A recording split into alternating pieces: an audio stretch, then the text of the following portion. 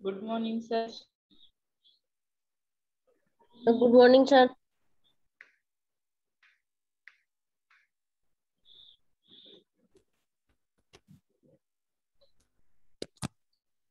बच्चों आवाज आ रही है? Yes sir. Yes sir. Good morning good morning. चलो अभी थोड़ा लेट हो गया। Morning sir. Good morning good morning. ठीक है बच्चों, क्लास चालू करते हैं हम लोग, है ना, क्योंकि टाइम कम है अपने पास। 10 मिनट पहले लेट हो गए मैं थोड़े, है ना, आज के लिए। चलो आज हम लोग पढ़ेंगे प्रोटिस्टा किंगडम। कौन सा? प्रोटिस्टा। बच्चों देखो, ध्यान दो, देखो, मोनेरा, प्रोटिस्टा, ये जो चैप्टर पढ़ रहे हैं, प्रोटिस्टा, फिर है हमारा, यू कह सकते हैं, फंजाई, फिर है प्लांटी, और फिर एनिमेलियम। इन सभी जगत के हम लोगों को ज्यादा नहीं, 15 to 20, 15 से 20 क्या लिखने, विशेषता लिखनी है, एग्जाम्पल लिखनी है। तो कल हमने मोनेरा पढ़ा और मैंने बता दी थी मोनेरा जगत, है ना, मोनेरा जगत में बच्चों, मोनेरा जगत हम पढ़ चुके हैं, जिसके अंदर archaebacteria, eubacteria, cyanobacteria, methanogen, thermophilus, बताया था मैंने आपको, हीमोफिलस, ये सारे मैंने आपको कल मैंने पूरा समझा दिया था। और माइकोप्लाज्मा बताया था, माइकोप्लाज्मा, ये सबके। माइकोप्लाज्मा क्या बोलते हैं बच्चों? प्लांट जगत का, ये ध्यान दोगे, उससे हम लोग क्या बोलते हैं? जोकर बोलते हैं। क्या बोलते हैं? जोकर। ठीक है। अच्छा, अब बच्चों आगे हम बढ़ते हैं। चलो आगे हम अगर बात आर्की बैक्टीरिया की बात हम करें, आर्की बैक्टीरिया को बच्चों हम क्या बोलते हैं? बताया मैंने आपको, लिविंग फॉसिल। ये आपको याद करना है, लिविंग फॉसिल। आज हम पढ़ेंगे प्रोटिस्टा। आज हमारा जगत कौन सा है? प्रोटिस्टा।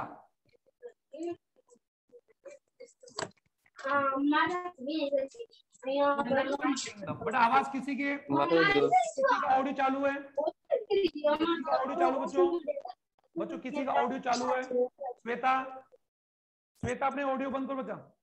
श्वेता, श्वेता अपने माइक को बंद, उसको बंद करो, ऑडियो को। श्वेता आवाज आ रही है बच्चों? आवाज आ रही सब तक?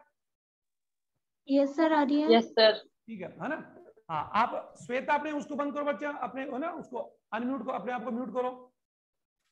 ठीक है, आगे बढ़ रहे हम लोग। मॉर्निंग कुत्ते। श्वेता अपने उसको बंद करो बेटा। श्वेता,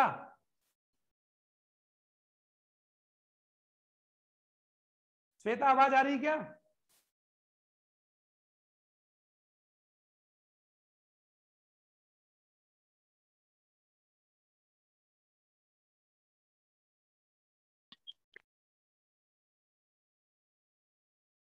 बच्चों अभी मैं आपको अनम्यूट कर रहा हूं, ठीक है? आप सभी बच्चों को मैं म्यूट कर रहा हूं अभी, ठीक है? आप लोग मुझे रेस्पॉन्स कैसे देंगे? आप मुझे चैट करके रेस्पॉन्स देंगे, समझ आ रहा है या नहीं आ रहा, ठीक है? चैट के माध्यम से। अब बच्चों आप लोग, अब आवाज आ रही क्लियर? टॉपिक चालू करें? टॉपिक चालू करेंगे बच्चों? कोई भी आप रेस्पॉन्स चैट कर सकते हैं, लिख सकते हैं।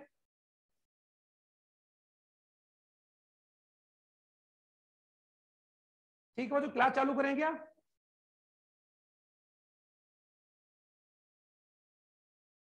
ओके ओके, ठीक है, ठीक है। हाँ, अब मैं आपको टॉपिक, ठीक है, प्रोटिस्टा। अब देखो, प्रोटिस्टा जगत, प्रोटिस्टा जगत की बात हम करें तो पहले बात है, प्रोटिस्टा जगत के सभी प्राणी, विशेषता जल्दी जल्दी लिखो, ये सभी क्या होते हैं? एक कोशिक यूकैरियोटिक, एक कोशिक यूकैरियोटिक होते हैं, और ये प्रकृति में हर जगह पाए जाते हैं। यानी ये कहां का पाए जाते हैं बच्चों?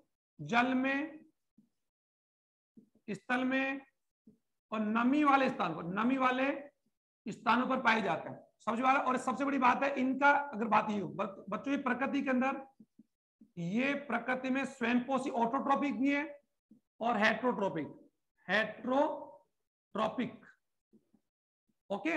यानी पोषण के आधार पर ये क्या है? ऑटोट्रोपिक और हेट्रोट्रोपिक, ऑटो और हेट्रोट्रोपिक। बच्चों यहां तक क्लियर है? ऑटोट्रोपिक और हेट्रोट्रोपिक है, ऑटोट्रोपिक और हेट्रोट्रोपिक।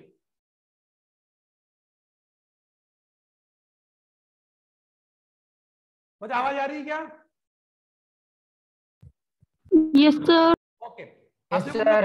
हाँ, अब ध्यान दो, प्रोटिस्टा जगत के जो प्राणी हैं, प्रोटिस्टा जगत के जो प्राणी बच्चों, प्रोटिस्टा जगत की बात हम कर रहे हैं। प्रोटिस्टा जो जगत है उसमें सभी प्राणी कौन से? एक कोशिक और यूकैरियोटिक है। ये जल पर, स्थल पर, नमी आदि स्थल पाए जाते हैं, ये मैंने आपको बता दिया था। और इसकी विशेषता की बात हम करें बच्चों का सिंपल, यानी इस जगत के जो प्राणी है, इस जगत के जो प्राणी हैं उनमें गति करने के लिए, इन्हें गति करने के लिए इनमें विशेष प्रकार की समय पाई जाती है। कूटपाद, कूटपाद पाए जाते हैं। कसाब, कसाबी कहां पाई जाती है? पक्षमाप, पक्षमाप पाए जाते हैं। ठीक है, यानी कूटपाद, कसाब और पक्षमाप। ठीक है, पक्षमाप या सीलिया भी कह सकते हैं, यानी कसाबी कहें फ्लैजिला और क्या पाए जाते हैं? सीलिया,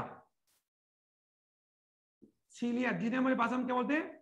पक्षमाप, यानी पक्षमाप।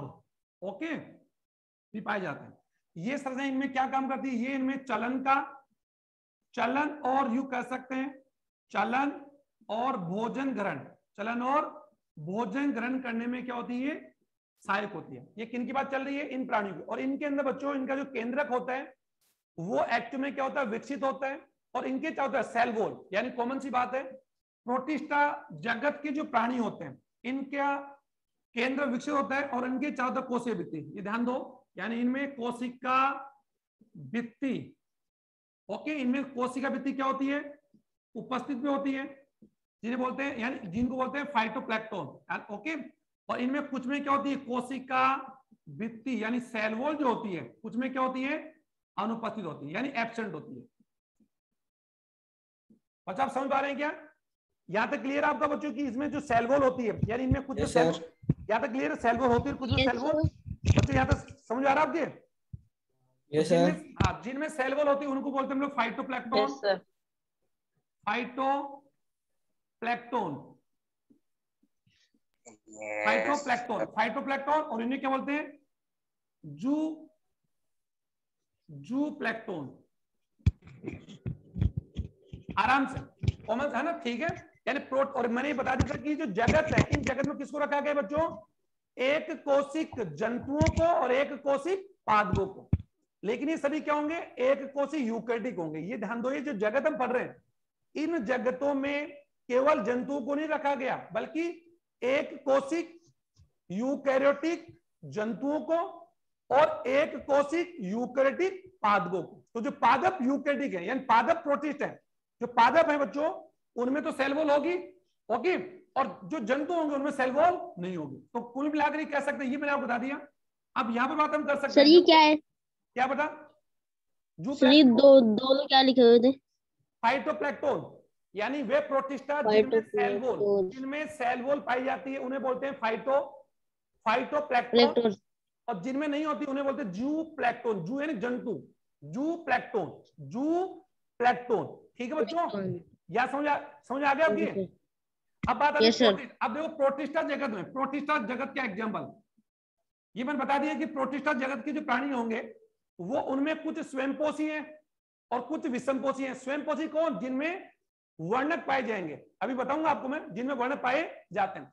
तो यहाँ प्रोटिस्टा जगत के अंदर एग्जाम्पल कौन कौन से होंगे? नंबर 1 प्रकाश संश्लेषी, मतलब प्रकाश संश्लेषी प्रोटिस्ट।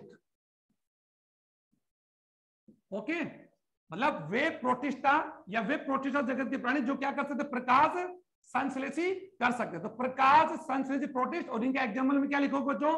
डाइटम। बच्चों लिख रहे हो क्या? डाइटम। और डाइटम का नाम अगर आप चाहते हो तो लिख लो सुनहरे शैवाल,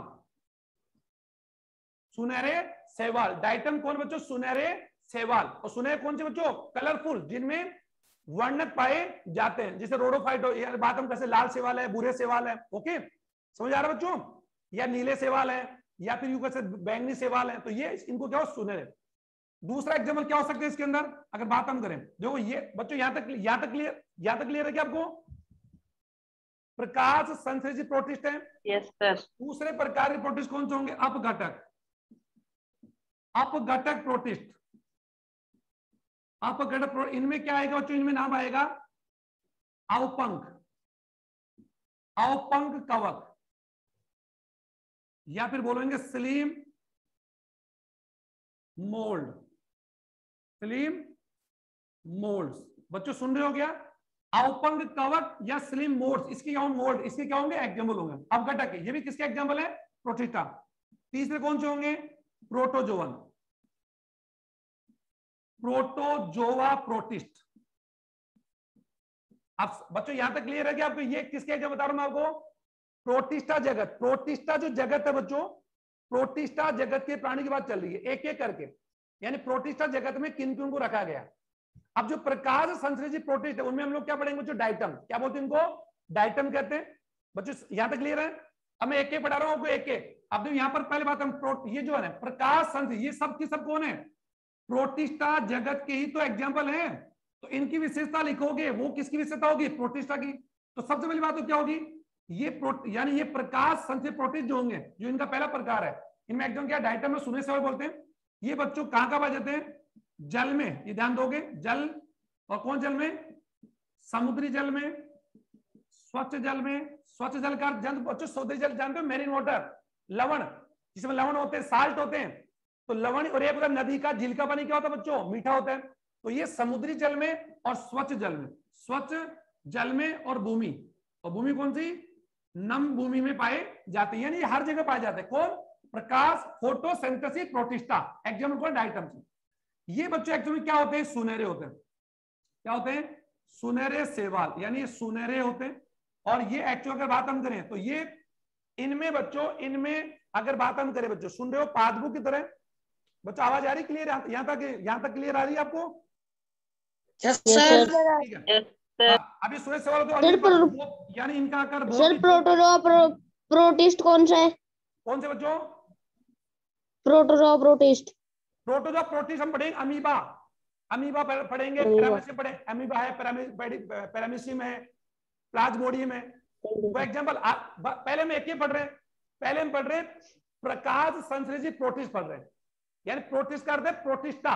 ठीक है, यानी प्रोटिस्टा जगत के उदाहरण को हमने तीन प्रकार डिवाइड कर दिया। ओके बच्चों, एक है प्रकाश संश्लेषित प्रोटिस्टा, एक है अपघटक प्रोटिस्टा, और एक है प्रोटोजोआ। तो राइट, अब इनमें आपने क्या देखा कि प्रोटिस्टा जगत के अंदर कौन है? जंतु भी है और पादप भी है। तो प्रकाश संश्लेषित जो प्रोटिस्ट है, प्रकाश संश्लेषित प्रोटिस्ट है, वो प्रोटिस्टा जगत के कौन है? पादप है। एक कोशी पादप है, एक कोशी पादप। ओके, अब ध्यान दो बच्चों, ये बहुत छोटे होते हैं। और जल की धारा, ये ध्यान दो, जहां भी पाए जाएंगे बच्चों ध्यान देना, ये जल की धारा के साथ, जल की धारा के साथ हमेशा क्या करते हैं? बहते रहते हैं। मतलब मैंने बच्चों बताया था एक बार आपको, ध्यान दो, पदार्थों का परिवहन हमेशा दो प्रकार से होता है, एक्टिव और पैसिव। बताया था बच्चों, एक्टिव और पैसिव, अगर आपको याद आ रहा था। Yes sir. तो एक्टिव का अर्थ बताया था जब पदार्थों का परिवहन कम सांद्रता से अधिक की ओर हो, तो उसे बोलते एक्टिव। और पैसिव क्या होता है? जब पदार्थों का या कोई भी पदार्थ या कोई सूक्ष्म जीव अधिक से ज्यादा की ओर बहे, अधिक से कम की ओर बहे, तो उसे क्या बोलते हैं? पैसिव। तो ये जो डाइटम होते हैं, ये जल की धारा में हमेशा कैसे बहते हैं बच्चों? पैसिवली। पैसिव मतलब निष्क्रिय, मतलब हमेशा अधिक से कम की ओर बहते हैं। आप समझ आ रहे हैं क्या? यानी जल की धारा के साथ कैसे बहते हैं बच्चों? निष्क्रिय, निष्क्रिय बहते रहते हैं। समझ आ गया आपके? और निष्क्रिय कर जानते हो पैसिवली, निष्क्रिय कर जानते हो बच्चों? निष्क्रिय करते पैसिवली। ओके, आवाज आ रही है क्लियर सबको? आवाज तो क्लियर आ रही होगी? आ रही है सर। ओके ठीक है। तो सुनहरे होते हैं, छोटे होते हैं, जल्द। अब बात आती है बच्चों, देखो ये जो प्रोटीन, इन्हीं की बात चले भी, अभी मैं इन्हीं को पढ़ रहा हूं। डाइटम की बात चल रही है, डाइटम, डाइटम्स। ओके, अभी जो इन्हीं की बात चल रही है, ये बच्चों इनकी जो सेल वॉल होती है, बच्चों देखो इनकी सेल वॉल, ध्यान दो। डाइटम पहले बात एक कोशिश होती है, और इनकी सेल वॉल बच्चों जो हमारी बच्चों जो साबुनदानी होती है, बच्चों देखा होगा साबुनदानी, देखी होगी जो साबुनदानी में ऐसा देखो होगा कि दो यू कैसे दो फ्लैप आते हैं, यानी दो चैम्बर आते हैं। एक तो होता है यू कैसे साबुनदानी मान लो, आपका टिफिन मान लो, तो नीचे तो हम लोग जानते हैं साबुनदानी के नीचे का जो बॉक्स होता है बड़ा होता है, उसके ऊपर एक ढक्कन हम लोग रखते हैं, देखा ना आपने? तो इनकी जो सेल वॉल होती है साबुनदानी की तरह, साबुनदानी की तरह अगर बच्चों द्विकोष्ठी होती है। आप समझ पा रहे हो साबुनदानी की बात हम कर रहे हैं, यानी इनकी साबुनदानी की तरह अतिच्छादित करता होता है बच्चों। जैसे आप लोग समझ पा रहे हो, ये आपकी साबुनदानी का वो भाग है जिसमें आप लोग क्या रखते हैं? साबुन रखते हैं। बच्चों समझ आ रहा है क्या? ये आपने साबुन रख दिया और ये उसके ऊपर आपने ढक्कन लगा दिया, समझ आ गया? तो इसे बोलते हैं अतिच्छादित। क्या बोलते हैं? अतिच्छादित। तो डाइटम की जो सेल वॉल होती है वो साबुनदानी की तरह अतिच्छादित, अतिच्छादित होती है। अतिच्छादित मतलब ओवरलैप। ओके, और इनकी सेल वॉल जो होती है वो किसकी बनी होती है? इनकी सेल वॉल सेलुलोज और साथ ही किसकी होती है, सेलुलोज क्या होती है बच्चों, सिलिका। इनकी सेल वॉल में सेलुलोज और सिलिका से बनी होती है। ये ध्यान सुनना आप आराम से। इसी वजह से जो सिलिका क्या करती है, इनकी सेल वॉल को नष्ट होने से बचाती है, नष्ट होने से बचाती है। और बच्चों आप जानो सिलिका का अर्थ, आप जानते हो सिलिका का अर्थ जानते हो, सिलिका मतलब मिट्टी। सिलिका मतलब बच्चों जानते होंगे, सिलिका मतलब मिट्टी जिससे टाइल्स बनती है, चीनी मिट्टी के सामान। बच्चों जो भी आपके कप है, प्लेट है, ये सब किसके बनते हैं, सिलिका चीनी मिट्टी से बनते हैं, ये तो सबको मालूम होगा। और सिलिका अपने में मिट्टी का एक प्रकार है। तो इनकी कोशिका भित्ति में, डाइटम की कोशिका भित्ति में सिलिका होती है जो उनकी सेल वॉल को नष्ट होने से बचाती है। ये एक ही चीज समझो। इसीलिए बच्चों ये डाइटम जहां भी पाए, जिस जगह ही डाइटम पाए जाते हैं, समझ आ रहा है क्या, इन्हें समुद्री है, यानी सबसे बड़ी बात हम कर सकते हैं, इनको समुद्री यानी समुद्र के मुख्य उत्पादक के, समुद्र के अंदर पाए जाने जो मुख्य उत्पाद है वो कहते हैं, क्योंकि इनके अंदर जो डाइटम होते हैं, या डाइटम जो डाइटम होते हैं, डेड मर्द, इनके डेड डाइटम जहां भी पाए जाते हैं, या जहां भी समुद्र में या जल में मृत डाइटम या मृत सुनहरे सेवल पाए जाते हैं, उस मिट्टी को बच्चों हम लोग, अगर बात हम उन्हें डाइटमी भूमि या डाइटमी मृदा कहते हैं। और ये इतनी कठोर होती है कि इसका उपयोग हम लोग बच्चों पॉलिश करने में और पानी को और तेल को फिल्ट्रेट करने में, यानी तेल और पानी को फिल्टर करने के लिए जो फिल्ट्रेशन जो कण का यूज किया जाता है बच्चों, वो डाइटम ही होते हैं। आप समझ पा रहे होंगे कि डाइटम का उपयोग मानव कल्याण के लिए एक अति आवश्यक है। क्योंकि डाइटम कौन है, पहले बात तो एक कोशिकीय समुद्री शैवाल है।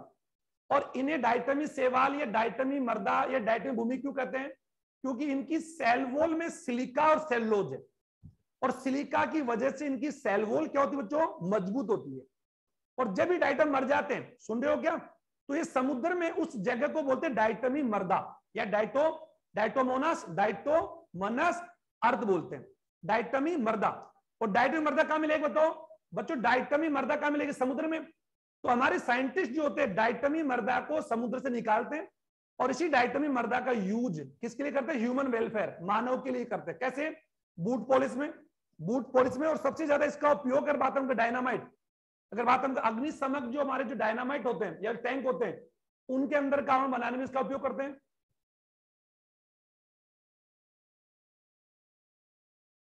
बच्चों आवाज आ रही है कि सबको? सानिया बोल रही है सर क्लास कनेक्ट नहीं हो रही है, आप प्लीज एक बार पूरा रिपीट कर दो। सानिया? Yes sir. कनेक्ट हो गई बेटा, अब तो हो गया कनेक्ट?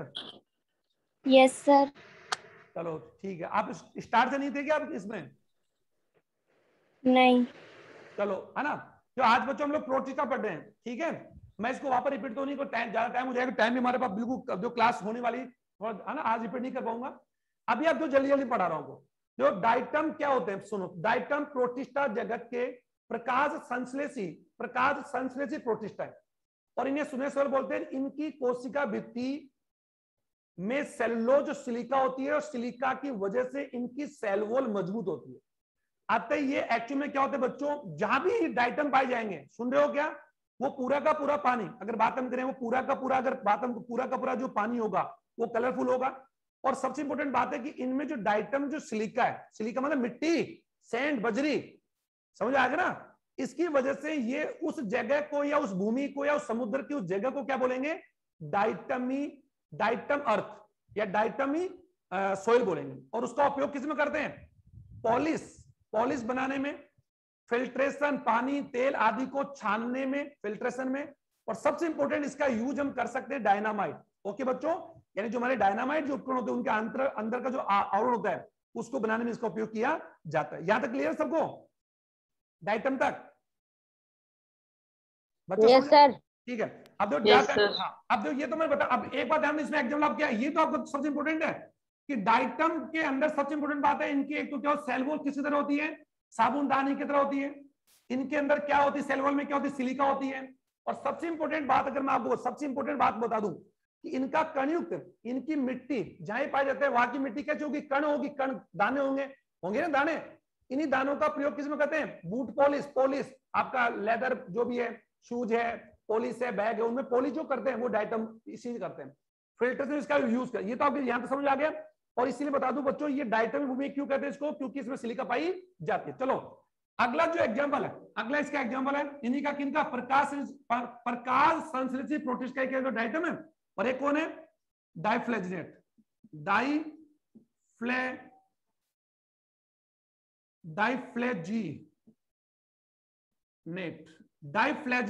डाइफ्लैजिनेट प्रोटिस्टा।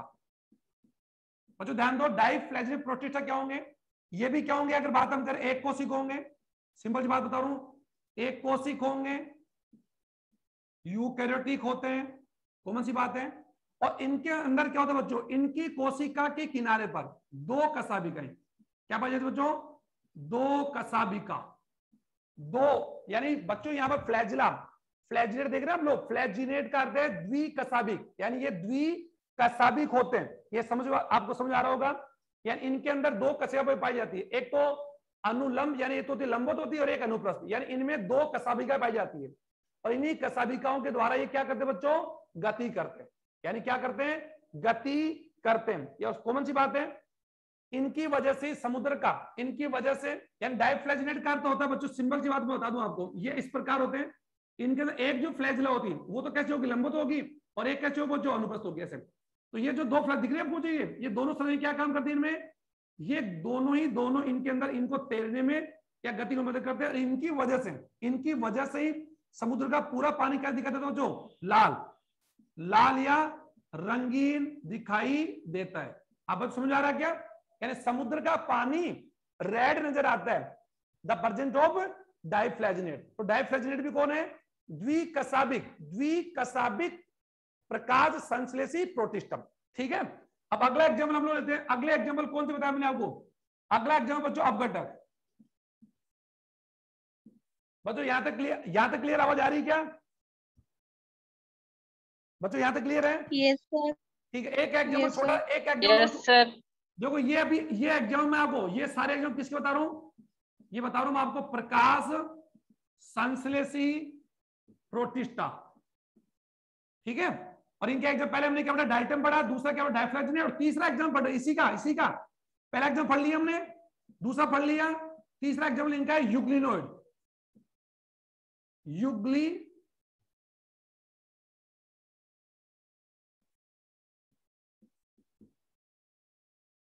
यूग्लिनोइड। बच्चों समझ आ रहा है, यूग्लिनोइड, यहां तक तो क्लियर है बच्चों, यूग्लिनोइड,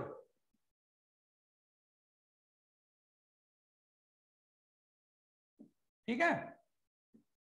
अब बच्चों तो इसमें एग्जाम्पल क्या आएगा, इसमें एग्जाम्पल कौन होगा, यूग्लिना, यानी यूग्लिना में कौन होंगे, एक, अब बात आती है ये कैसे होंगे बच्चों, ये भी कैसे होते हैं, एक कोशिक।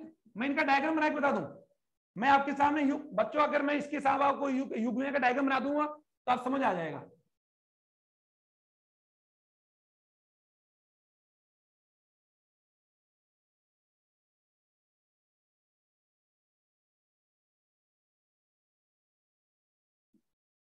ये इनमें लवक पाए जाते हैं, ये इनका केंद्रक है, और इसके माइटोकॉन्ड्रिया, ये सारे कोशिक अंग जो भी, यानी ये यूग्लिना। अब बच्चों एक बार ध्यान दो, ये कौन है, प्रोटिस्टा जगत का ही प्राणी, दिख रहा है बच्चों आपको यूग्लिना, यहां पर दिख रहा है आपको ये, और इसमें चाबुक, यानी चाबुक की तरह इसका ये क्या होता है, एक कसाबिका होती है। तो यानी ये एक कोशिक यूकैरियोटिक होते हैं, और सबसे बड़ी बात है इनमें सेल वॉल, बच्चों इनमें सेल वॉल, इनमें क्या होती है, एब्सेंट होती है, ध्यान से सुनना, यूग्लिना में सेल वॉल एब्सेंट होती है, जबकि सेल वॉल की जगह क्या एक आवरण पाया जाता है, पेलिकल, यानी इनकी कोशिका चारों तरफ एक आवरण पाया जाता है, और ये आवरण जो आप देख रहे हैं, आवरण सेल वॉल नहीं बल्कि कौन है, पेलिकल आवरण, यानी पेलिकल आवरण पाया जाता है। अब सबसे इंपॉर्टेंट बात है बच्चों, यूग्लिना की सबसे इंपॉर्टेंट बात क्या है, कि यूग्लिना बच्चों अपने आप में अगर देखें तो यूग्लिना अपने आप में जंतु और पादप, यानी इसमें जंतु और पादप दोनों की योजक कड़ी है, यानी योजक कड़ी का अर्थ होता है बच्चों, जैसे कि वायरस कौन है, सजीव निर्जीव होते हैं ना, वैसे ही प्रोटो, ये जो आपका यूग्लिना है, यूग्लिना नामक यानी यूग्लिनोइड जो प्राणी है बच्चों, पहले बात तो प्रोटिस्टा है और प्रकाश संश्लेषी है, क्योंकि ये जंतु और पादप दोनों के बीच है ये यूग्लिना, क्योंकि इसमें जंतु और पादप दोनों के लक्षण, कैसे, क्योंकि इनमें पादपों की तरह वर्णक पाए जाते हैं, हरित लवक पाया जाता है, सुन रहे हो क्या, लेकिन इसीलिए ये क्या कर सकते हैं, प्रकाश संश्लेषण की तरह भोजन बनाते हैं, और प्रकाश की अनुपस्थिति में ये जंतुओं की तरह भोजन को क्या करते हैं, भक्षण करते हैं। अतः ये क्या हुए, स्वयंपोषी और विषमपोषी। अतः युग्लिना पादप भी है और जंतु भी है। अरे यहां तक क्लियर है क्या बच्चों? वायरस कौन है? जैसे वायरस सजीव और निर्जीव दोनों के गुण होते हैं, उसी प्रकार से अगर बात हम करें युग्लिना की, बात हम करें, युग्लिना कौन है बच्चों? कुछ आवाज आ रही क्या? युग्लिना, युग्लिना में किसके गुण है? युग्लिना में किसके गुण? जंतु और पादप के। क्योंकि जंतु और पादप के। हाँ, अब देखो युग्लिना क्या है बच्चों, ये तो बता रहा हूं आपको। पहले बात समझो, युग्लिना की सबसे बड़ी विशेषता क्या होती है? इसमें एक कसाबिका होती है, इसमें केंद्र एक केंद्रिक होता है, और इसके सारे कोशिका होते हैं। और इसके अंदर ये क्या बात है, ये सब के सब इसके अंदर कौन बच्चों? वर्णक है। कौन है? वर्णक। तो कॉमन सी बात है कि ये प्रकाश, युग्लिना प्रकाश की उपस्थिति में, यानी प्रकाश की उपस्थिति में तो क्या करता बच्चों, ये प्रकाश की उपस्थिति में ये प्रकाश संश्लेषण, संश्लेषण क्रिया से क्या बनाते हैं? भोजन बनाते हैं। अतः ये यहां पर क्या किसकी तरह व्यवहार कर रहे हैं? स्वयंपोषी, राइट, मतलब पादपों की तरह। समझ आ रहा है? एक कोशी। और जबकि प्रकाश की एब्सेंट में, प्रकाश जब नहीं होता है, प्रकाश के एब्सेंट के अंदर, ये प्रकाश की एब्सेंट में ये जंतु, जंतु की तरह व्यवहार दर्शाते हैं। बच्चों समझ आ रहा है क्या? यानी कुल में आप कह सकते हैं कि युग्लिनोइड जो है, ये युग्लिना जो है, वो जंतु और पादपों के बीच की योजक कड़ी।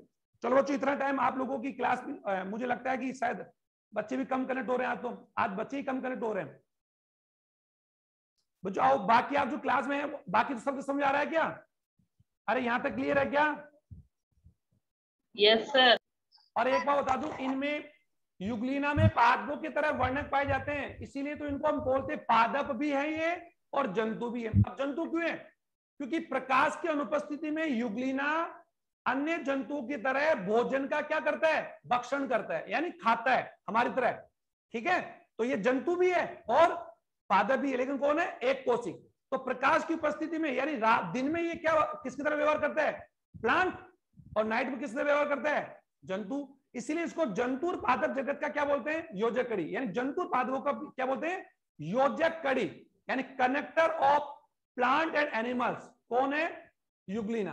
ठीक है, ठीक है बच्चों? Yes sir. ठीक है। अब बच्चों युग्लिना की बात हम अब जल्दी जल्दी कितना हो गया ये तुम्हारा। अब दूसरे प्रकार की बात हम करें, दूसरे प्रकार की बात हम करें। दूसरे बताया मैंने आपको अपघटक,